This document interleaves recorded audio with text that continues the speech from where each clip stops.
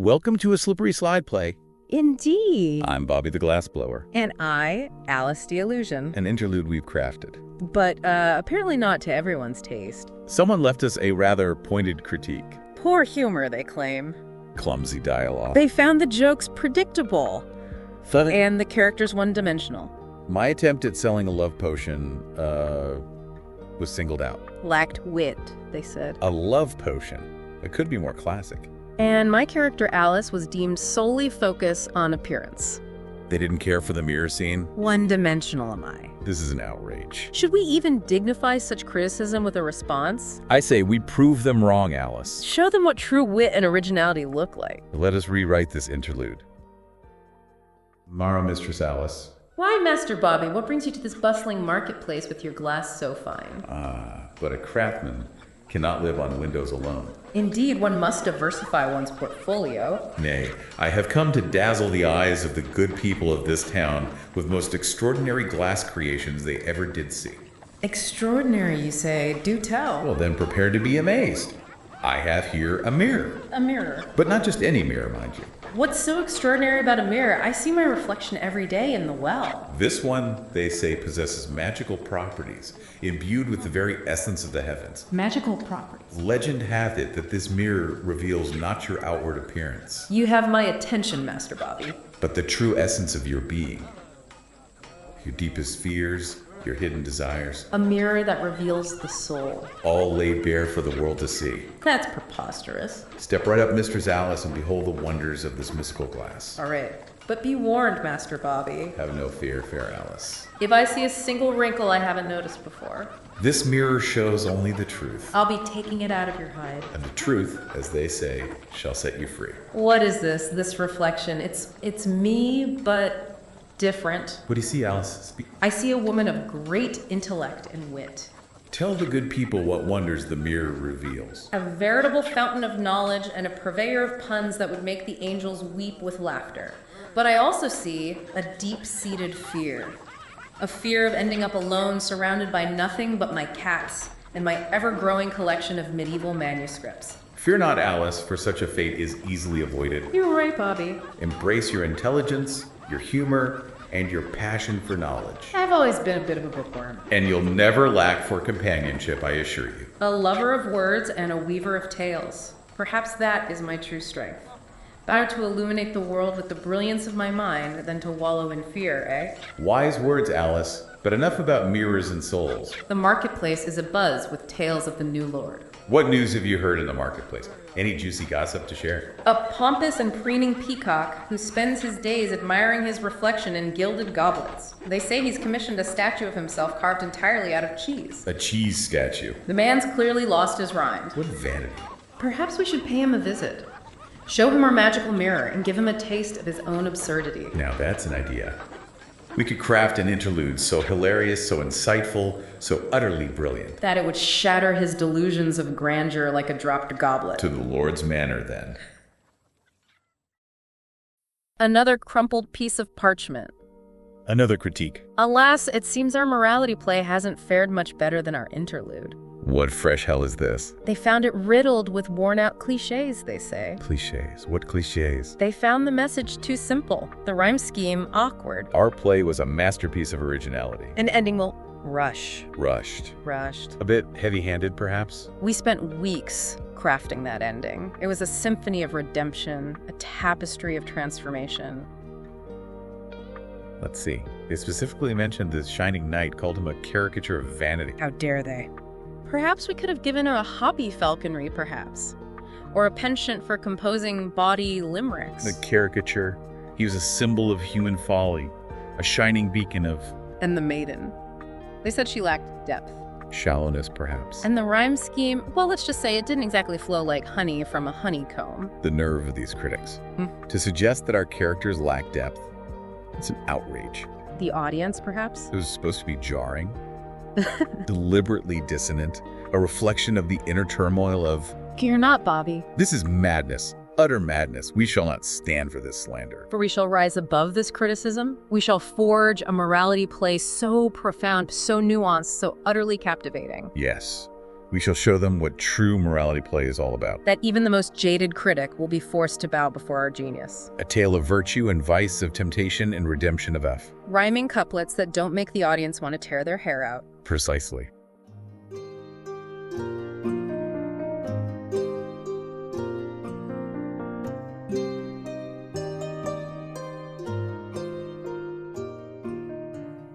Once upon a time, in a realm of shimmering illusions and deceptive reflections, there lived a knight. A knight so consumed by his own image that he saw the world only as a mirror to admire himself.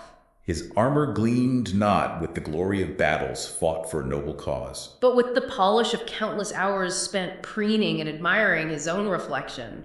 He strutted through the land, convinced of his own magnificence, blind to the suffering and the true beauty that surrounded him, his heart as cold and unyielding as his polished breastplate.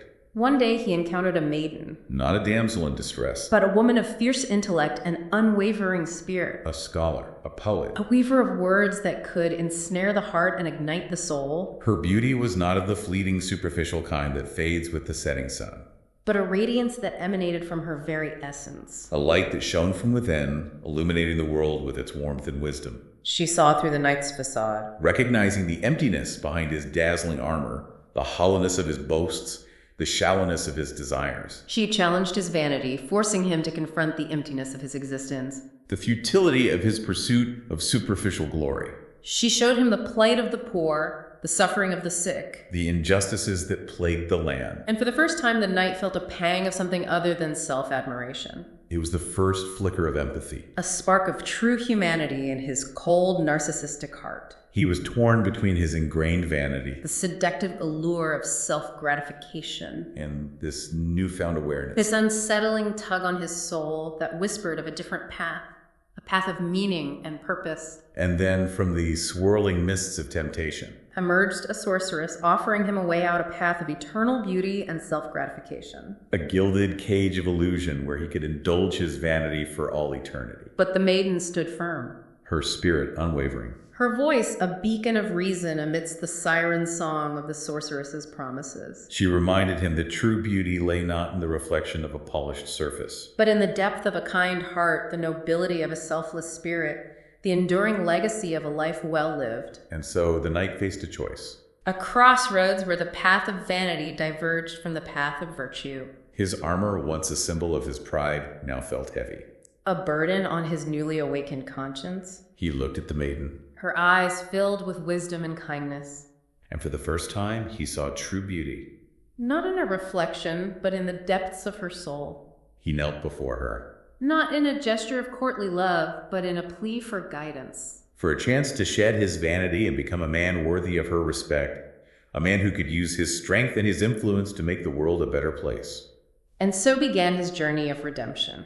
Not a sudden transformation, but a slow and arduous climb, a shedding of the layers of self-absorption that had encased his heart. He cast aside his gilded armor, donned simple clothes, and dedicated himself to helping those in need. His actions speaking louder than his once boastful words. He learned the value of humility, the strength found in compassion, the quiet joy of serving others. His heart, once a cold, hard stone, began to soften. To beat with the rhythm of genuine human connection, the warmth of empathy spreading through his being like a ray of sunshine piercing through a clouded sky. The sorceress reappeared, tempting him with visions of his former glory, offering him a taste of the fleeting pleasures he had once craved. But the knight stood firm. He had tasted the sweetness of true fulfillment, the enduring satisfaction of a life dedicated to something greater than himself, and he would not be swayed. And in the end, he found true fulfillment. Not in the adoration of the masses, but in the quiet satisfaction of a life well lived, a life dedicated to something greater than himself.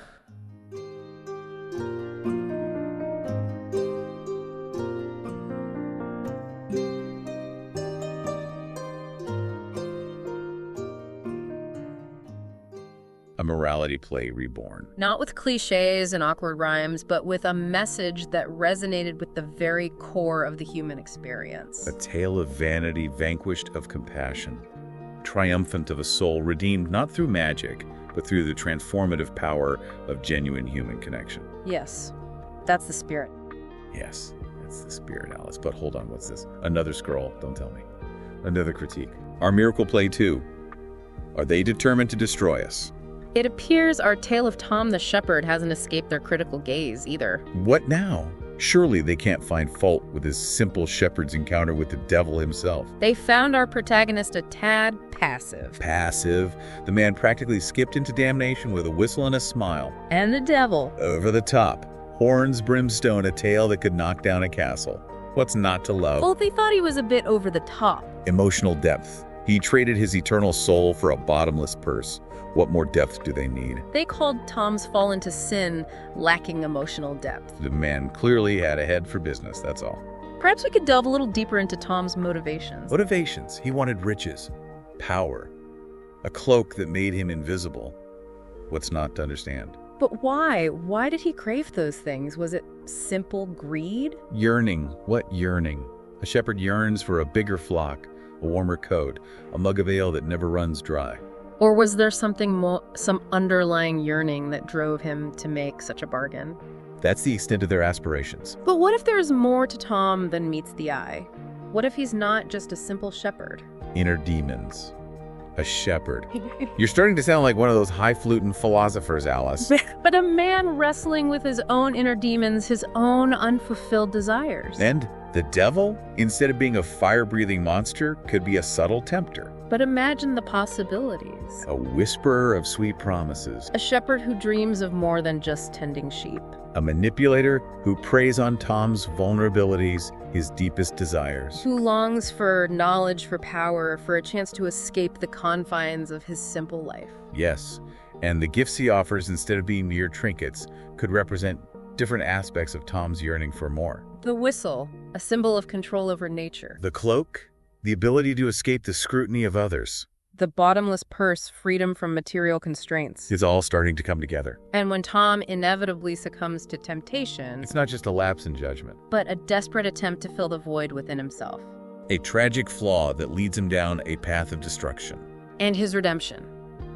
Let's make it more than just a simple act of repentance, What if Tom's good deeds are driven not by fear of damnation, but by a genuine desire to make amends for his past mistakes, to atone for the harm he's caused? Yes. And the final confrontation with the devil. It's not a physical battle, But a struggle for Tom's soul. a test of his newfound conviction, his commitment to a life of virtue. A miracle play that explores the complexities of human desire, the seductive nature of temptation. And the arduous journey of redemption. A tale that will make those critics weep with the realization of their own shallow judgments. Shall we give it another go, Bobby? By all means, Alice. Let's rewrite this miracle play and show them the true power of a shepherd's tale.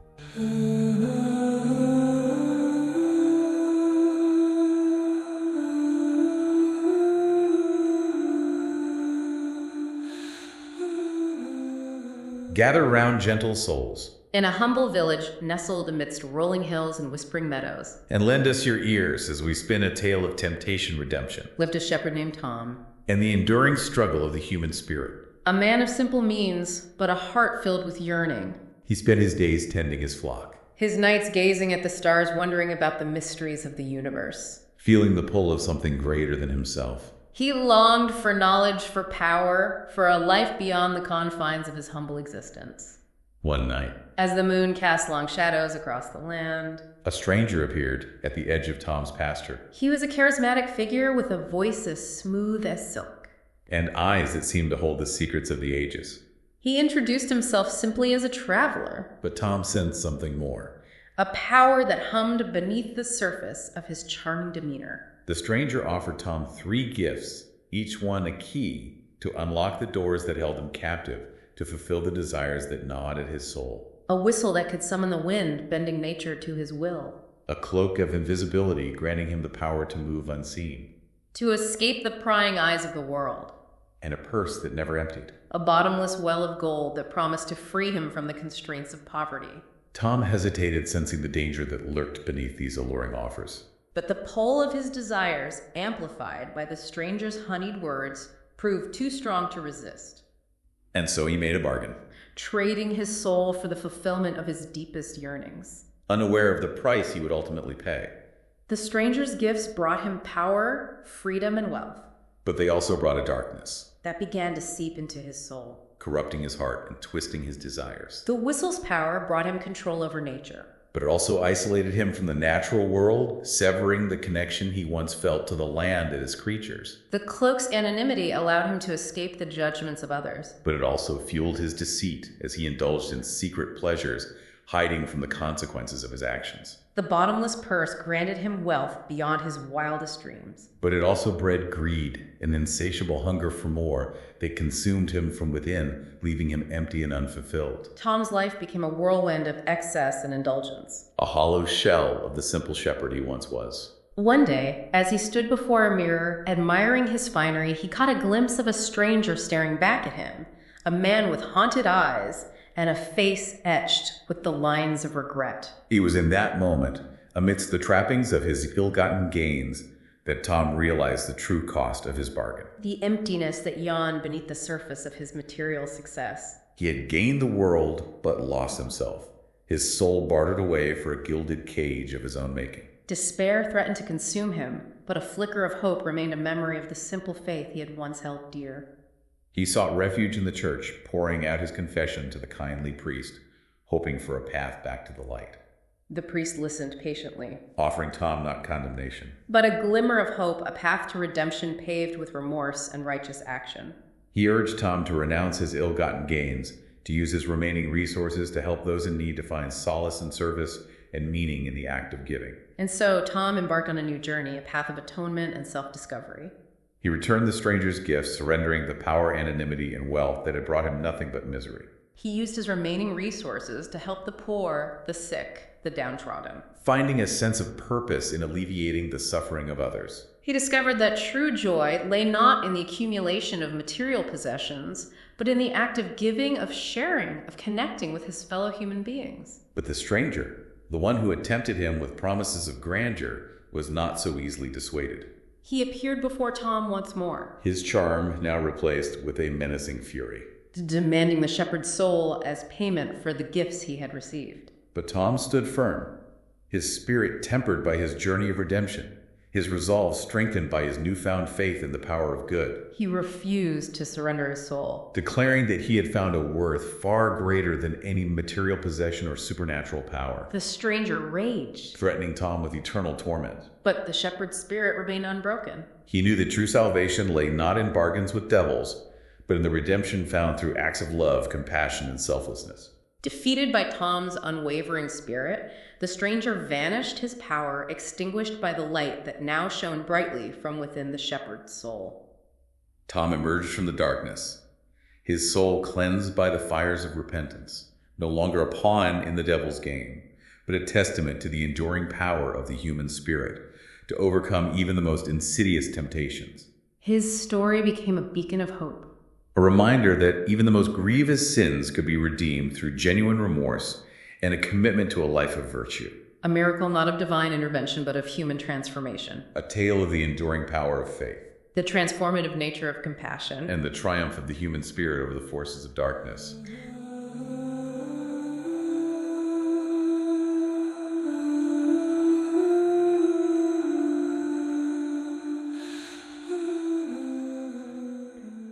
There, a miracle play worthy of the name.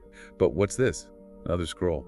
They've critiqued our mystery play as well. It appears our tale of the slide has not escaped their discerning eye. Discerning. More like blind as a bat in broad daylight.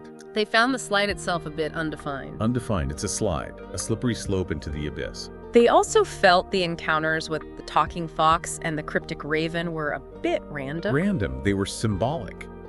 Allegorical. A representation of the protagonist's inner struggle. And the confrontation with the slide? They found it a bit anticlimactic. Anticlimactic. A shepherd singing a simple song to banish an embodiment of existential dread. Perhaps we can make the slide a bit more tangible. It's a metaphor. A testament to the power of human resilience in the face of the unknown. Boredom, perhaps. Tangible. It's a concept. An abstraction. A slippery slope into the void of... You can make the slide more than just a concept. We can give it a form, a presence. This is madness. They're tearing our work apart thread by thread. What do they want from us? A dragon? A damsel in distress? A magic sword that glows in the dark? A motivation that the audience can grasp. A motivation? What kind of motivation does a slippery slope into existential dread have? Perhaps it represents the fear of the unknown, the resistance to change. But hold fast, one final scroll remains. Oh no, not another critique. This time it seems their ire is directed not at the plays themselves, What say they now? but at our very approach to the critiques. Have we not proven our mettle, our genius, our unparalleled ability to weave words into tapestries of wonder? They accuse us of being defensive. Defensive, how dare they? They say we lack humility. We are merely passionate about our art. They claim our rewrites are indulgent and self-serving. Humility. We are brilliant. We are visionaries. We are the very embodiment of dramatic excellence. Self-serving. You're merely trying to improve our craft, to elevate the art of storytelling to new heights, to enlighten the masses with our brilliance. This is an outrage, an insult of the highest order. Calm yourself, Bobby. They seek to silence us, to stifle our creativity, to crush our spirits beneath the weight of their petty judgments. Perhaps there's a kernel of truth in their words. A kernel of truth. You're taking their side now. No, Bobby. But perhaps we have been a bit quick to dismiss their critiques. Perspective.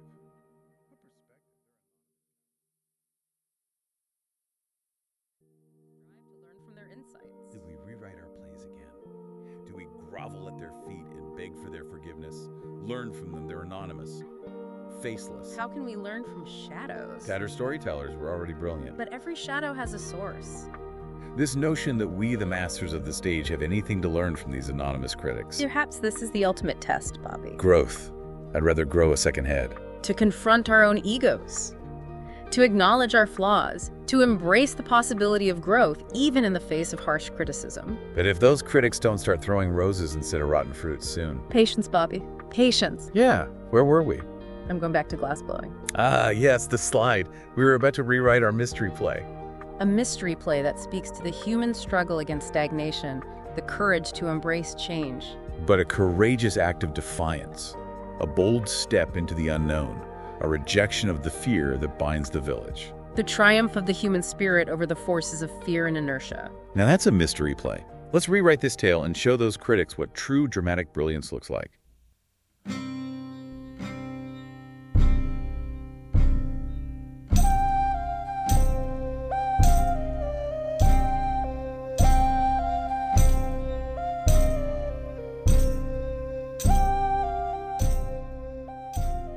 In a village nestled amongst ancient hills and whispering forests, life had always flowed at the pace of a gently meandering stream, its rhythm dictated by the changing seasons and the traditions passed down through generations. The villagers lived in harmony with the land their lives, a tapestry woven from the threads of ancient customs and shared experiences. But beneath the surface of this seemingly idyllic existence, a shadow stirred a creeping unease that whispered of change, of the unknown of the world that lay beyond the familiar boundaries of their village. This unease manifested as a subtle shift in the atmosphere, a growing silence that extinguished the laughter and dimmed the light in their eyes. It crept into their dreams, whispering doubts and fears, painting visions of a world where the familiar comforts of their lives were swept away by the tides of change. They called it the slide.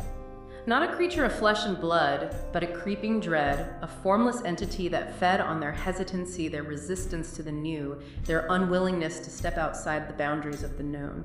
A young woman named Alara arrived in the village, her eyes sparkling with curiosity, her spirit alight with the passion for knowledge and the thirst for adventure. She was an inventor, a tinkerer, a dreamer who saw the world not as it was, but as it could be. A woman who carried the seeds of progress in her heart. Some welcomed her, eager to hear her tales of distant lands and marvel at her ingenious contraptions.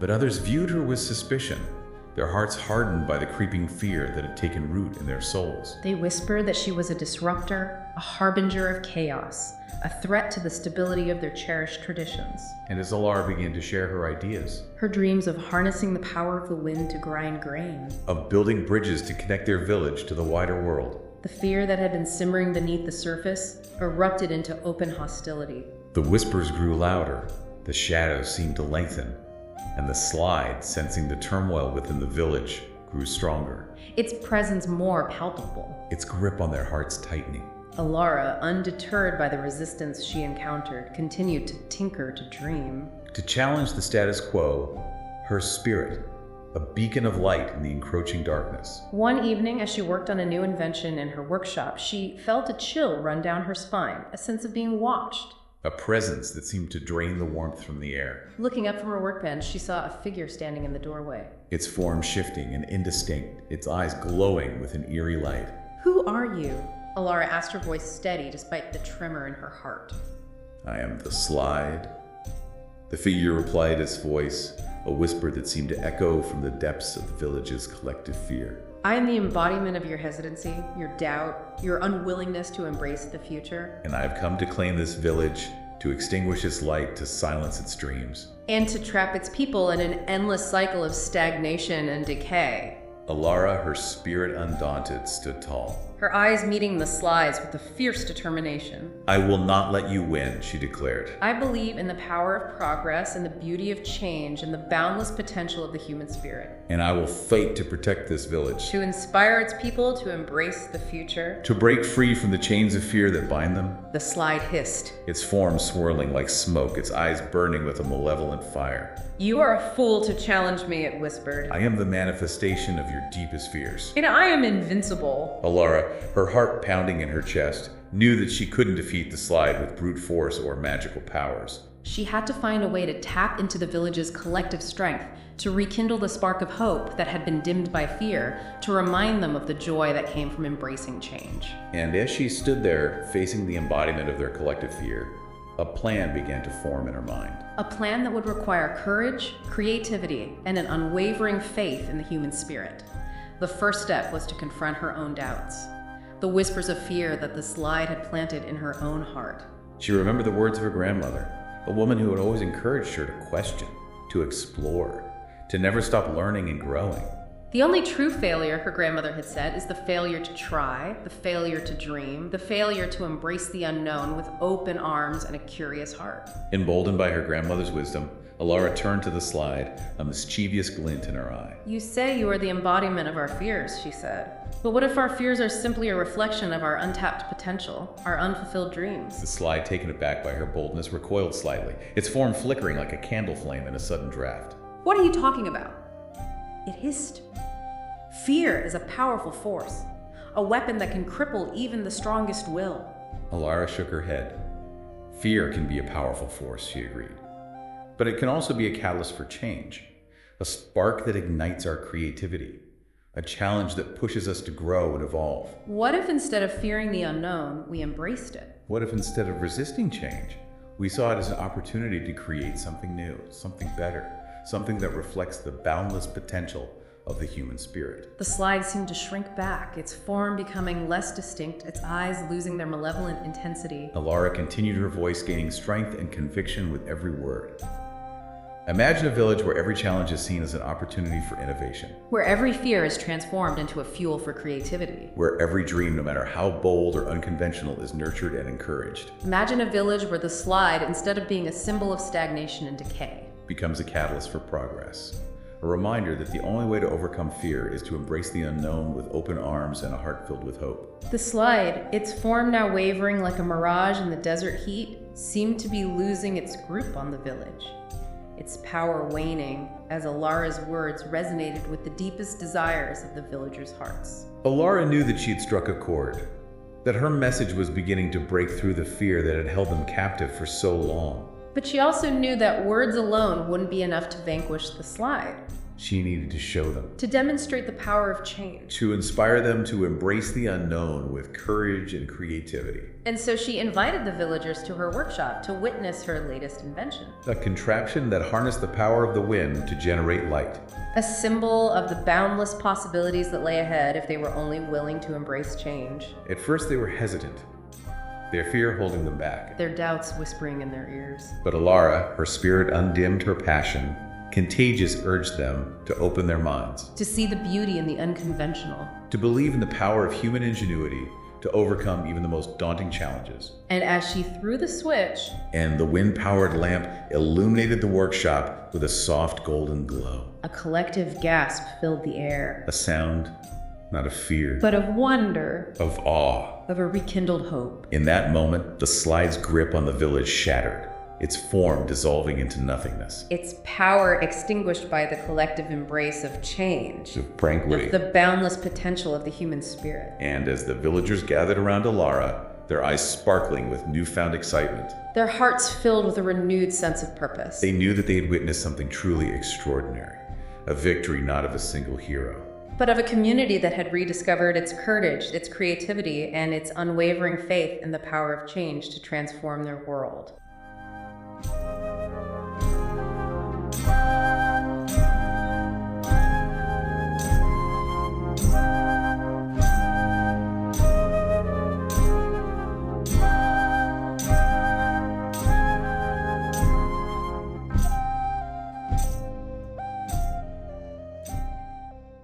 Well, Alice, it seems we've done it again. Another mystery play rewritten, another critique conquered. Another victory for the forces of theatrical brilliance. But this time it feels different, doesn't it? Indeed, Alice.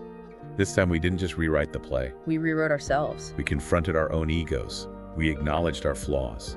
We embraced the possibility of growth. And in doing so, We discovered a truth that transcends the critiques, the scrolls, the very stage itself. what truth is that, Bobby? The truth that the best stories are not the ones we tell alone. But the ones we create together. A most profound insight, Alice, and one that I believe our dear listeners can take to heart. No matter their chosen craft or creative pursuit. So, dear listeners, as you embark on your own creative journeys, remember the lessons we've learned from our slippery slide through the world of theatrical critiques. Embrace feedback, collaborate with others. And never let fear hold you back from pushing the boundaries of what's possible. For in the grand theater of life, The most rewarding stories are those that are written, rewritten. Until next time, dear friends, farewell.